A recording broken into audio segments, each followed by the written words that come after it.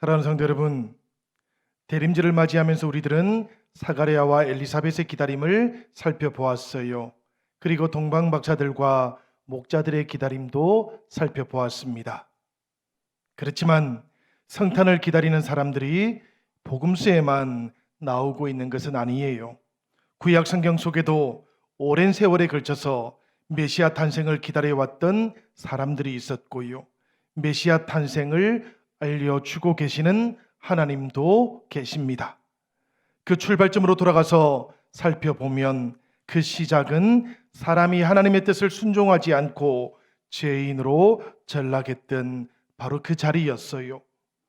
유혹자 뱀에 대한 형벌을 선고하실 때 하나님께서는 직접적으로는 아니라고 할지라도 성탄 사건, 곧 메시아 오심에 대한 언급을 우리들에게 주고 계십니다. 창세기 3장 15절에 나오는 말씀인데요, 우리 다 같이 한번 읽어보도록 하시지요. 내가 너로 여자와 원수가 되게 하고 내 후손도 여자의 후손과 원수가 되게 하리니 여자의 후손은 내 머리를 상하게 할 것이요 너는 그의 발꿈치를 상하게 할 것이니라. 하나님께서는 여자의 후손으로 오실 리가 사탄의 세력을 무너뜨릴 것을 예고하심으로 이 땅에 구원자로 오실 메시아에 대해서 처음으로 말씀을 하고 계시는 것이지요. 물론 여기서 뱀은 단순한 뱀이 아닙니다.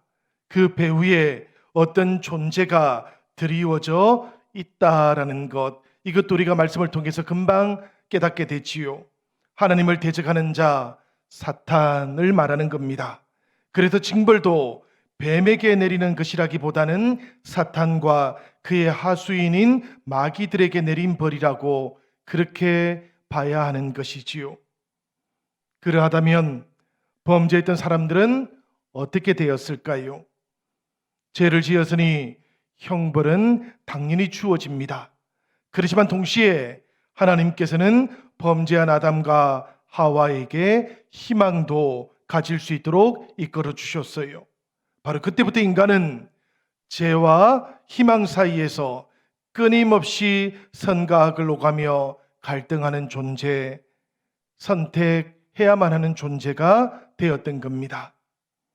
사람을 사이에 두고 사탄과 그리스도는 서로 대결할 것이 있지만 결국 사탄이 발꿈치에 상처를 내는 동안에 그리스도께서는 사탄의 머리를 상하게 하실 것이라고 그렇게 말씀을 주셨고, 이 일이 마침내 십자가에서 나타나게 되었지요. 그리스도께서 완전한 승리를 이루실 것에 대해서 하나님께서 이렇게 예언을 주고 계셨던 겁니다. 이것이 바로 예수님의 탄생을 우리에게 최초로 알려주고 있는 하나님의 예고인 것이지요. 그러니 여러분, 메시아 탄생의 소식은 역사의 처음부터 존재해 왔다라는 것을 기억하시기 바랍니다. 심지어 하나님으로부터 직접 전해받은 소식이라는 것도 우리들 모두가 기억할 수 있기를 바라요. 그런데 사람들 반응은 이와 달랐습니다. 사람들은 약속보다는 현실이 더 혹독하다, 그렇게 느꼈던 것이지요. 기다림을 무색하게 만드는 현실, 기다림을 부질없는 것으로 만들어버리는 그런 현실들이 늘 자기 눈앞에 놓여 있다고 그렇게 느낄 뿐이었습니다. 이스라엘 백성들은 자신들 마음속에 메시아에 대한 약속이 전해지고 있기는 했지만 약속과 현실 그 사이에 너무나 큰 간극이 놓여 있어서 그 약속은 잊어버렸고 현실 속에서 또 다른 길, 하나님께서 주신 약속 대신 또 다른 우회로를 만들곤 했던 것이에요. 사사기 21장 25절에 나오는 말씀처럼 그들에게는 왕이 없었고 그래서 그들은 자기 소견에 옳은 대로만 살았던 겁니다. 그런데 여러분, 정말로 그들에게 왕이 없었던 것일까요? 하나님은 한 번도 그들을 떠나신 적이 없으셨어요. 그러니까 왕이 없었다라는 말의 뜻은 이스라엘 백성들이 왕을 잊어버렸다라는 그런 뜻인 겁니다. 왕이 존재하지 않기라도 하는 것처럼 그렇게 행동했고 선택했었다라는 그런 뜻인 것이지요.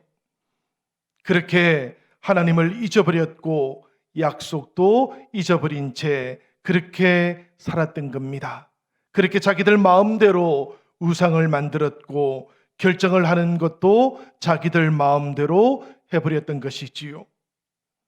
그러나 여러분, 사람들은 약속을 잊어버린다 할지라도 하나님께서는 약속을 잊지 아니하십니다.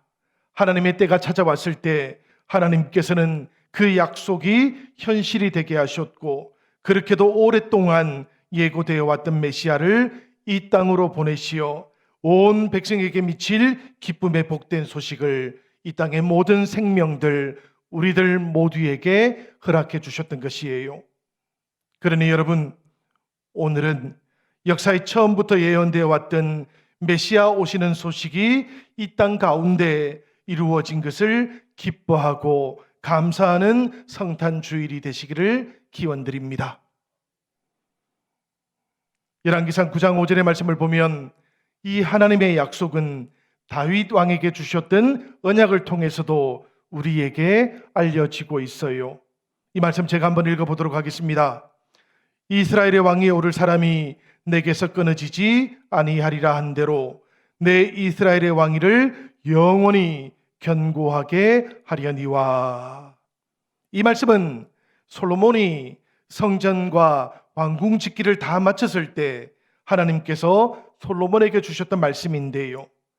물론 다윗에게도 똑같은 말씀을 이미 주셨습니다.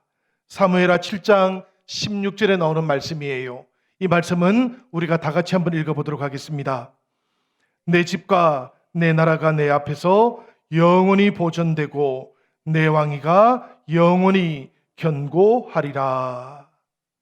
이 말씀은 본래 하나님께서 나단 예언자를 통해서 다윗에게 주셨던 말씀이에요. 이 말씀을 받자 다윗은 여호와 앞으로 나아갑니다.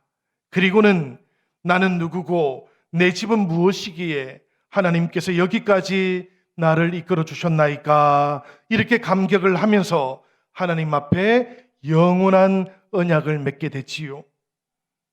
그리고 하나님의 부름을 받아서 이 땅에서 하늘로 돌아갈 때 또다시 이 언약의 말씀을 유언으로 남겨놓고 있는 겁니다. 열왕기상 2장 4절도 이렇게 전해지고 있어요. 만일 내 자손들이 그들의 길을 삼가 마음을 다하고 성품을 다하여 진실이 내 앞에서 행하면 이스라엘 왕위에 오를 사람이 내게서 끊어지지 아니하리라. 여러분, 이 말씀 속 이스라엘 왕위에 오를 사람은 이스라엘이라고 하는 고대 나라의 왕위를 이어갈 후손들만 의미하고 있는 것은 사실 아닙니다. 그렇게 해석을 해버리고 나면 그것은 하나님의 약속에 대한 반쪽 해석이 될 뿐이에요. 왜 그런가 하면 이스라엘이라고 하는 그 나라의 역사는 하나님께서 기대하신 것하고는 전혀 다른 모습으로 흘러가 버렸기 때문이에요. 바빌론의 포로로 끌려가면서 이스라엘 왕위에 오를 다윗의 후손들 역시 끝이 나버리기 때문입니다. 그렇다면 여러분, 해석되지 아니한 또 다른 반쪽은 무엇이겠습니까? 이것은 바로 하나님의 사랑으로부터 생겨난 또 다른 역사를 가리키는 것이에요. 이 땅에 속해 있지만 이 땅으로부터 기원하지 않은 역사, 사람의 힘과 능력이 아니고 하나님께서 주신 선물과 같은 그런 역사가 남아 있다라는 그런 뜻입니다.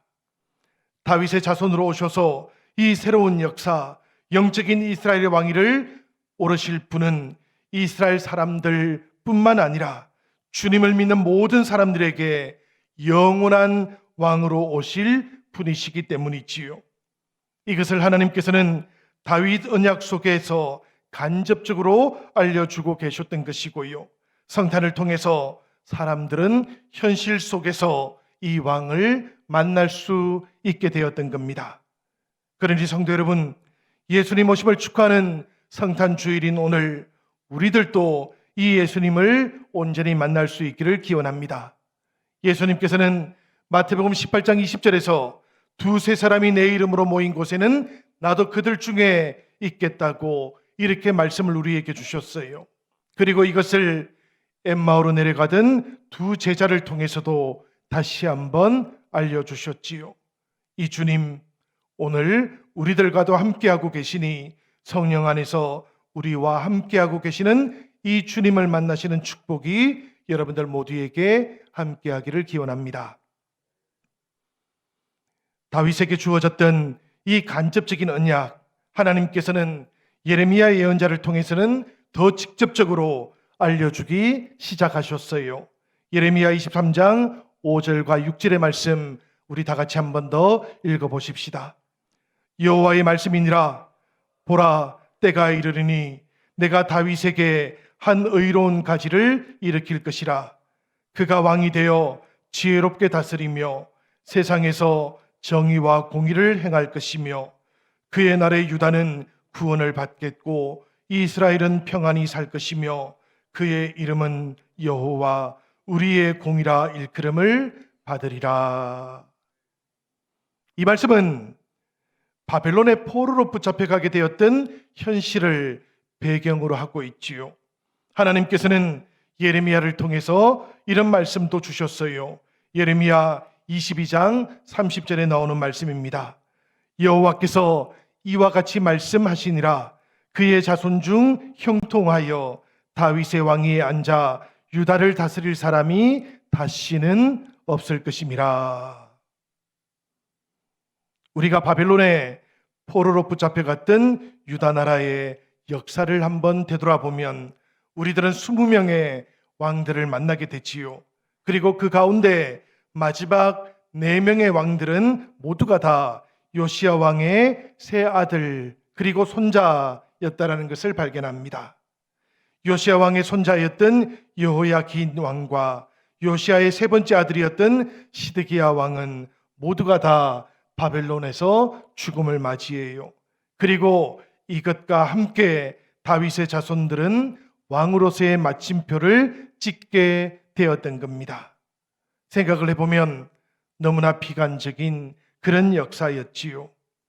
이 결과는 여러분, 양들을 온전히 지키지 못했던 왕들의 악행하고 무관하지가 않습니다. 예레미야 23장 1절과 2절은 이렇게 되어 있지요. 여호와의 말씀이니라. 내 목장의 양떼를 멸하며 흩어지게 하는 목자에게 화 있으리라. 너희가 내 양떼를 흩으며 그것을 몰아내고 돌보지 아니하였도라. 보라, 내가 너희의 악행 때문에 너희에게 보응하리라. 여호와의 말씀이니라. 하나님께서는 양떼를 흩어지게 하고 돌보지 않았던 왕들의 행위를 악이라고 심판하고 계시는 겁니다. 그리고 그것에 대해서는 보응하시겠다라고도 말씀하고 계셔요. 그리고 하나님께서는 유다 백성들을 가리켜서는 무엇이라고 말씀을 하고 계십니까? 내 목장의 양떼들, 내 양떼라고 그렇게 부르고 계시지 않습니까? 하나님께서는 하나님의 백성, 내 양떼들을 깊이 사랑하시기에 흩어지게 하고 돌보지 않았던 왕들에게 지금 분노를 표하고 있는 것이지요. 성도 여러분, 우리들도 하나님의 양떼들이라는 것, 하나님께서 깊이 사랑하시는 백성들이라는 것을 잊지 않으시기를 부탁드립니다. 하나님께서는 그래서 흩어져 포로가 되었을지라도 그 백성들을 다시 모으시겠다 이렇게 말씀하시며 다윗에게 주셨던 약속처럼 한 의로운 가지를 주시겠다고 그렇게 약속하고 있는 것이지요. 5절과 6절의 말씀 기억하시길 바랍니다. 내가 다윗에게 한 의로운 가지를 일으킬 것이다. 하나님께서 이 다윗의 계보로부터 한 의로운 가지를 일으킬 것이라고 말씀하고 계셔요. 예레미야 22장 30절에서는 아주 분명하게 다윗의 위에 앉아 유다를 다스릴 사람이 다시는 없을 것이라고, 그렇게 말씀하고 계셨는데도 불구하고 다시 다윗에게 한 의로운 가지를 일으키시겠다라고 약속을 주고 계시는 것이지요. 유다 나라에 제약되지 않는 메시아의 나라, 은혜 안에서 믿음으로 세워지는 하나님의 사랑, 그 안에 있는 새로운 왕을 우리들 모두에게 약속하고 계시는 것입니다. 여러분, 스가랴 선지자는 이 왕을 가리켜서 도단한 새싹이라고 그렇게도 표현하고 있어요. 스가랴 6장 12절에 나오는 말씀인데요. 이 말씀 우리 다 같이 한번 읽어보도록 하십시다. 만군의 여호와께서 이같이 말씀하시되, 보라, 싹이라 이름하는 사람이 자기 곳에서 돋아나서 여호와의 전을 건축하리라. 싹이라는 이 표현 생각을 해보면 얼핏 연약해 보이지요. 그래서 아기 예수를 닮아 있는 것 같습니다. 구유에 뉘어 강보에 쌓여 있는 아기 예수. 그러나 여러분, 이 새싹이라든지 아기 예수는 다른 한편으로 생각해 보면 대단히 강한 존재이기도 하지요. 아기를 보면 사람들 마음이 자꾸 풀어지기 때문에 그래요. 우리가 4층에 올라가서 교회 학교 아이들을 만나면, 또 특별히 영유아부 아기들, 또 유치부 아이들을 보게 되면 왠지 우리들의 마음이 싹 풀어지는 그런 느낌이 들지 않습니까? 맑고 순수한 아기들 앞에 오면 움켜쥐고 있던 마음, 더 강해져야지 하는 그런 마음들이 풀어지게 되어 있는 겁니다. 그래서 천사 가브리엘은 구유에 뉘어 있는 아기, 강보에 쌓여 있는 아기가 새 시대로 가는 표적이라고 그렇게도 말씀을 주고 있는 것이지요. 여러분, 오늘은 우리들도 작고 연약한 것들 속에 담겨 있는 하나님의 희망을 보는 날이 되면 좋겠습니다. 가여이 보라, 그런 뜻이 아니에요. 세상과 다른 하나님 나라가 품고 있는 전혀 다른 종류의 강함이 그 속에 담겨져 있기 때문에 그런 겁니다. 그런 것들과 깊이 만나시고 또 깊이 사랑하시면 하나님 나라의 새로운 날이 우리들에게 활짝 열리게 되는 것도 체험할 수 있게 되실 겁니다. 여러분, 이렇게 예레미야를 통해서 말씀을 주셨던 하나님, 이번에는 예언자 이사야를 통해서 한 걸음 더 나아가시지요. 이사야 7장 14절은 이렇게 기록이 되어 있습니다. 그러므로 주께서 친히 징조를 너희에게 주실 것이라. 보라, 처녀가 잉태하여 아들을 낳을 것이요 그의 이름을 임마누엘이라 하리라. 하나님께서는 이제는 징조를 알려주시는 것이지요. 처녀가 잉태하여 아들을 낳게 될 것과 그의 이름이 임마누엘로 불리게 될 것이라는 것을 알려주고 계시는 겁니다. 여러분, 처녀가 잉태해서 아들을 낳는 것, 이것은 당연히 합리적인 설명이 아니에요.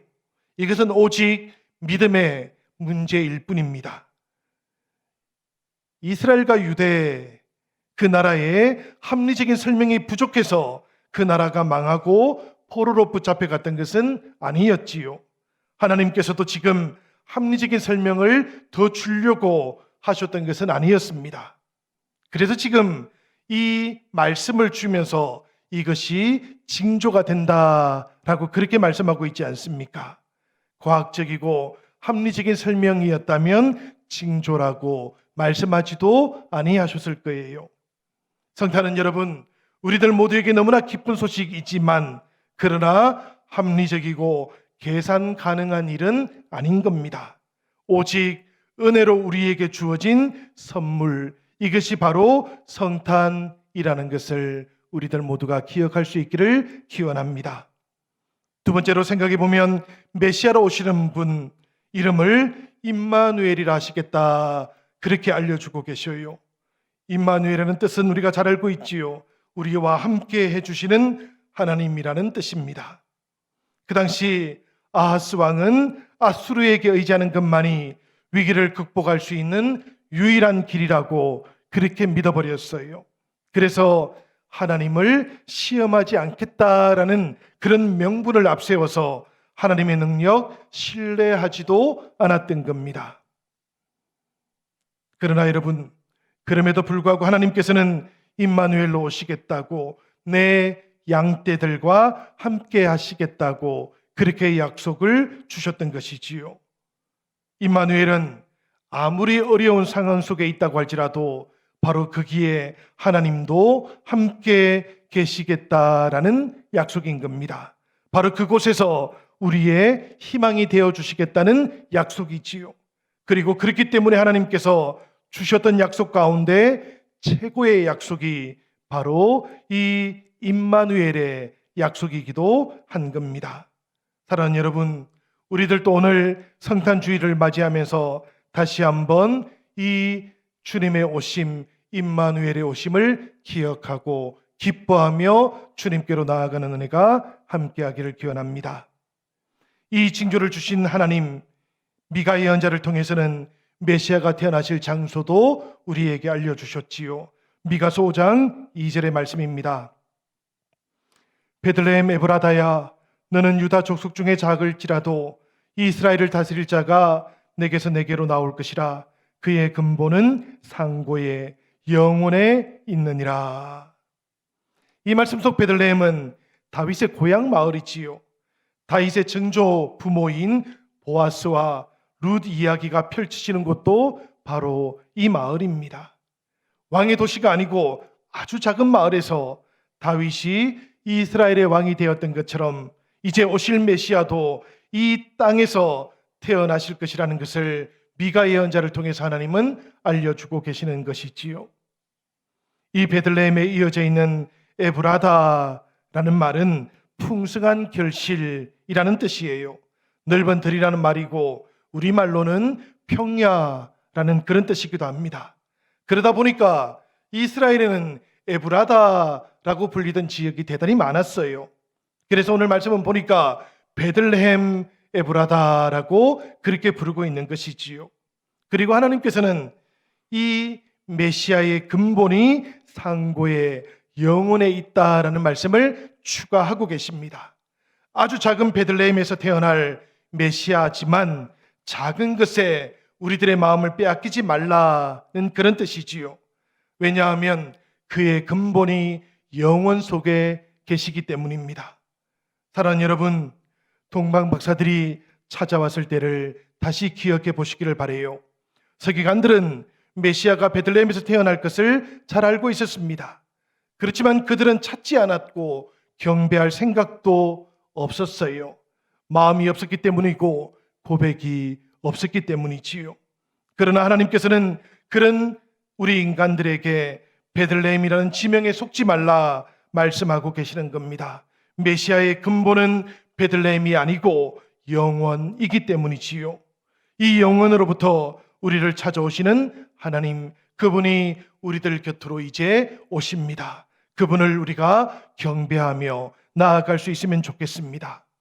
아주 오랜 세월에 걸쳐서 예고되고 있던 메시아 탄생의 소식을 사람들도 오랫동안 기다려왔지요. 그렇지만 사람들의 기다림보다도 더 많은 세월을 기다려주고 계시는 하나님이 계시다라는 것도 우리들 모두는 오늘 기억할 수 있으면 좋겠습니다. 사랑하는 자녀들, 하나님의 품으로 돌아오기를 기다리며 하나님께서는 지금도 기다리고 계셔요. 2023년 이제 우리들 다시 성탄을 맞이합니다. 오신 주님 올해에도 다시 오지 아니하신다면 그래도 실망하지 않으시기를 바라요. 하나님의 오랜 기다림은 올해에도 여전히 이어질 것이고, 그러하다면 더 많은 성도들이 하나님의 품으로 돌아올 시간이 다시 더 아름답게 이어져 갈 것이기 때문입니다.